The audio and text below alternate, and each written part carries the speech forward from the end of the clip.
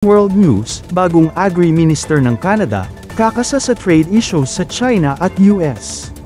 Itinuturing ni Heath MacDonald, bagong Ministro ng Agrikultura ng Canada, na pinakamahalagang tutukan ngayon ang mga problema sa kalakalan sa China at Estados Unidos. Sa panayam nitong Huwebes, sinabi ni MacDonald na apektado na ang mga magsasaka, lalo na sa sektor ng canola, trigo, at baboy, dahil sa mga taripang ipinataw ng China sa ilang produktong agrikultural. Gaya ng canola oil, peas, at seafood. Halos kalahati ng canola exports ng Canada ay napupunta sa China, kaya malaki ang epekto nito. Aniya, ito ang pangunahing usapin, at dadalhin ko ito diretso sa tanggapan ng punong ministro.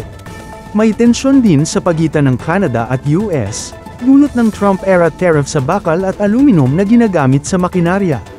Bukod pa rito, may matagal ng sigalot sa usapin ng dairy supply management ng Canada, na mahigpit na nililimita ang pag-aangkat para maprotektahan ang lokal na produksyon. Plano ni MacDonald na makipagpulong agad sa US Agriculture Secretary at sa mga opisyal ng mga estadong nakikinabang sa agri-trade. Dagdag pa niya, hindi isasali sa trade talks ang supply management system ng Canada, isang malinaw na posisyon na suportado rin ni Prime Minister Mark Carney.